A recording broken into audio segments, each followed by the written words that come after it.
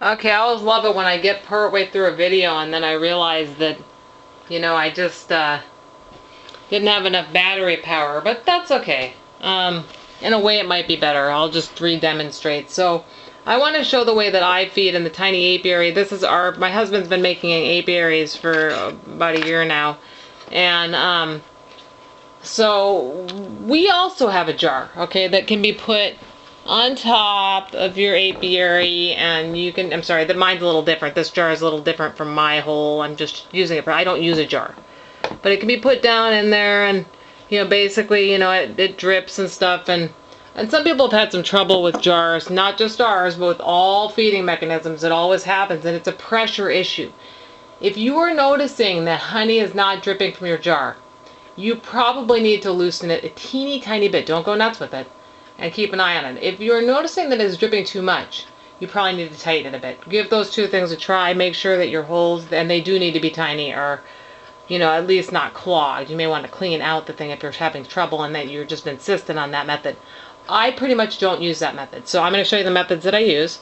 One of them is to put honey on a square of TP. This was taught to me by our own Amber Rose.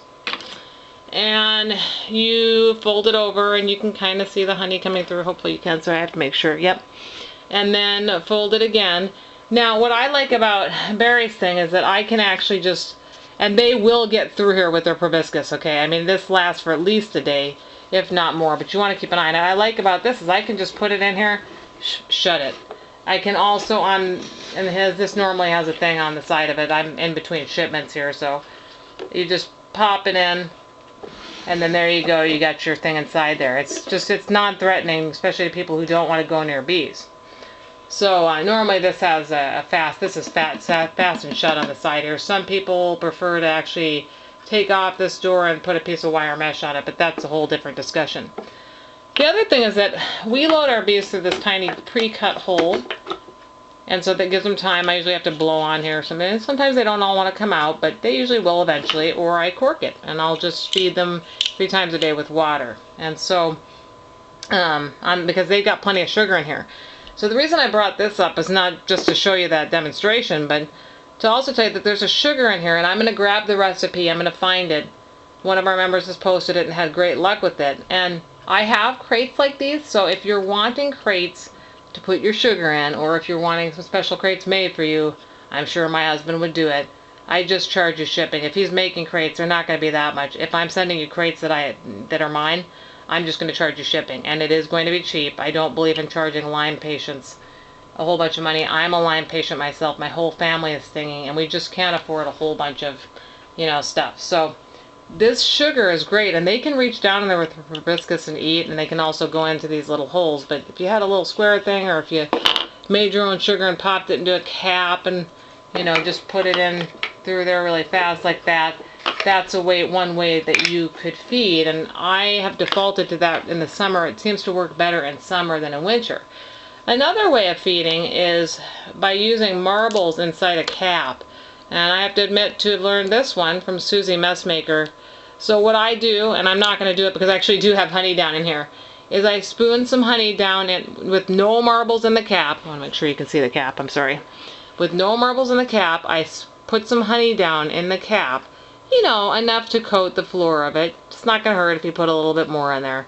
Just remember they have proboscis, that bees have a proboscis, and their proboscis they lengthen it out and they can drink through it like a straw.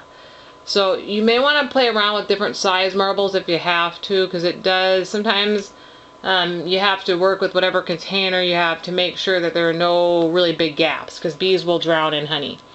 And so what I do is I put my honey in there, and then I put my marbles in. Let's see if you can see that. Yep, you can. And what they do is they climb on the marbles and they reach down with their proboscis in between to feed. Now, they'll go through honey. Bees like honey. And if your bees are not doing cleansing flights, be careful about how much honey that you're feeding them. I tend to like this method better. The one caveat that I have is no matter what bee home that you're using, I don't really care with mine. For a while, I'd put it on like a cut square of TP. So this is more rectangular, but try to cut a square. and I just fasten my honey, you know, my little square of TP down, and I'd put it in here. That way it doesn't cause a mess. And they can get to it pretty well. So that's my favorite way, just because I know they're getting fed, and I can see, you know, usually you can even switch that daily if you wanted to, but I think probably every other day would be enough. Just keep an eye. If they're not looking like they're getting food, you'll know. This, you can also, let me just take this out. It's another way, you know, you're going to feed and you just pop it right in there, close it. See what I mean? It's fast. And I like that for newbies that are stinging, because, you know, I remember when I was first stinging. Now, another option that you can do that I taught for a while was, so I don't have this because I gave away all my fish filter to all of our clients, but it's this fish filter. It's see-through. I got it at PetSmart. If you cannot get it, yes, I will go to the store and I will buy it for you and I will ship it to you. It's an open-ended offer. And I won't charge you anything except for the price of this, which I believe is $3 or $4, and it gives you quite a bit of it. It gives you enough for 6-7 cuttings of it. And then I just charge you shipping, which should be very nominal, a couple bucks probably. But if you want it priority, I think it's $5 something. But other than that, it's very cheap to send first class stuff, and probably not even worth to send it priority. Maybe easier for me, but it'd be cheaper for you. So what you do is you take whatever cap it you have, and you cut your, this is normally in a rectangle. It's a big rectangle about that long. So you cut a little circle of it, and you put that circle so that it fits flush into the cap. And I do have videos where this is shown. So, and then you can mix like 50-50 water or 20% sugar, 80% water. It doesn't have to be 50% sugar, 50% water. Put it into the bottom and then pop your thing, and use distilled water. It prevents as much bacterial and mold growth.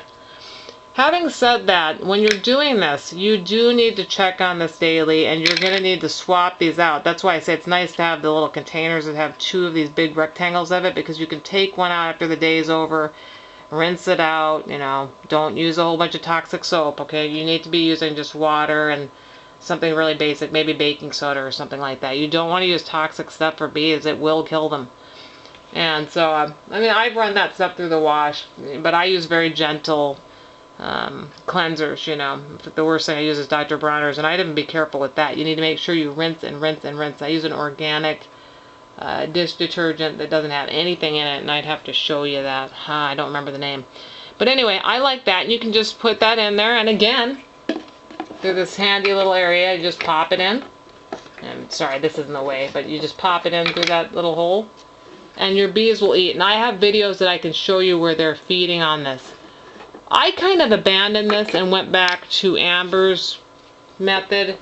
I don't know why. I think it was getting, after winter went, the bees started to do better with honey, and so I went back into feeding honey. So play around. If you're seeing a lot of bee deaths when you're feeding honey, your bees may be getting dysentery from excessive eating, especially if they're not flying. And no, it's not dysentery like we get it. It's basically like a constipation, or not constipation, I'm sorry, it's dehydration. And they can drink a lot of water, bees, but they can't have like tons of solids when they're not flying. So they end up getting kind of like, oh, I don't know, their abdomen, they get kind of messed up, you know, the way that we do. If we eat a lot of bulk and we drink water, but we can't go to the bathroom, it would really be bad. So they get kind of like, I think, dehydrated, and you know, it's just not a pretty sight. Usually you'll start seeing them on their backs at that point. It has very little to do with anything except for excess feeding without proper flights. And that's why I encourage the butterfly nets, which, by the way, there's a 12 by 12 by 12 one on, I think it's Amazon, that I got. And so it is available, and it is smaller, and it's a space saver, and this fits into that. If you get bigger things like Barry's split apiary that he's making right now, I don't think it would fit into that. I think you're going to have to get a bigger one for that. But I understand the struggle with space, believe me. So those are my favorite ways of feeding. So like I said, the marbles, one of my favorites. Just you have to pay attention to it and refill the honey container. And then I like, my personal favorite is really this TP, and you know, you don't need the TP roll. It's just I don't like a big mess. So this prevents that from getting onto the floor of your tiny apiary. And so You know, it's just so easy to put in there. It's easy to to pull it out. You know, you can use a chopstick if you don't feel like getting your hand near it, or some sort of pokey thing. Just go in there and do it really fast. I mean, seriously, it's not that hard. And let me see if I'm missing anything. Those are my favorite ways of feeding. Some people will take, I did this for a while, they'll take honey and put it on their finger and kind of rub it around. Okay, you don't want honey dripping onto the floor of any apiary or bee home. So they rub it on. I'm sorry, I'm gonna have to move this. I'm gonna open this up, and just I want to show you the. Okay, so you rub it onto here with your finger. You can also,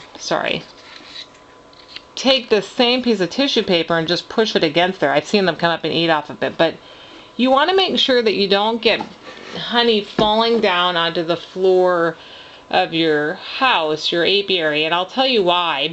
Most people know this that have been doing this for a while, but your bees fall into it, they get sticky, and a sticky bee is a very, very soon to be dead bee and not a happy bee. So for those people that insist on using the jar, the reason we provide a piece of mesh on the side is because when people use a jar, I have to find a place to put this. When they use a jar, they have to take this mesh, and this is probably too big of a lid, so you may not want to use one this big, although I used to. They take this piece of mesh, which is wire, it's just like the mesh that's on top of this hole, and cut a piece around and fit it in there, and there's a little ridge that you can fit on most caps, or wrap it around the edge. Some people took duct tape and wrapped around so the bees wouldn't get hurt. And the reason they did that is because if the stuff is dripping down here, it will be caught, and the mesh will, you know, some of it will get on the mesh, but most of it will go down on the base of this, which the mesh is preventing the bees from getting into. So the bees can come feed off that mesh, but they won't drown in it. And so if you're insistent upon this jar, which I had to get away from, okay, some people do really well with it, but I just do not. I don't like them. And so I prefer either using my crates with sugar in them. TP, my favorite right now at this time of year, although I'm going to try the sugar, and I probably will make some sort of crate available. Like I said, if you're needing just some crates and you want to play around with sugar, I'm more than willing to mail them free to you, the crate themselves. Just shipping is all I need. I've got plenty of them. I've got tons of crates. And that would give you a kind of a backup feeding method. So a lot of those have sugar in them already from the Allens. And then, like I said, I love the marble method. And then, you know, I'm not saying there's anything wrong with, with this method. I'm sorry that I don't have a bigger piece of this. But just imagine a piece of sponge cut into a circle that fits into here. Except for the sponge needs to be very porous. And this is a fish filter that goes into fish tanks. That's what it is. That's exactly what it is. And then, again, I'm willing to go buy it. It's not too far from here. I'm up to that store all the time. And I'm willing to ship it to you. It would just be the cost of shipping plus the cost of this, which I believe is $3 or $3.99. I can't remember. So it'd probably be, I don't know, no more than $10 to get it to you. Probably not even 10 if I sent it regular mail. So, and actually, my apiary is, you know, I'm not like a big cleaner, and I'll show you what I like about our thing too, though. It has like honeycomb in it for them to climb on, and you know, there's just features that I like. On the side here, it's got this hole that allows you to, you know, grasp bees really easily. And so anyway, those are the things I like about it. Here's one that Barry he's just getting ready to finish here, and it's in order. And he puts ventilation in them. He's got ventilation holes. Quite a few of them. People have been concerned about ventilation at the times. I've never had an issue myself, but we could put as many holes in anything you want. This is going to be a side door. And this part here on the top is where the jar goes, or where you can allow for more ventilation. So, and just to show you how they look when when people actually, I clean mine. For those people cleaning bee homes, since I'm talking about bees right now, if you're cleaning your bee home, I know Shannon, my friend Shannon, she uses baking soda and I think a rag, and that's fine.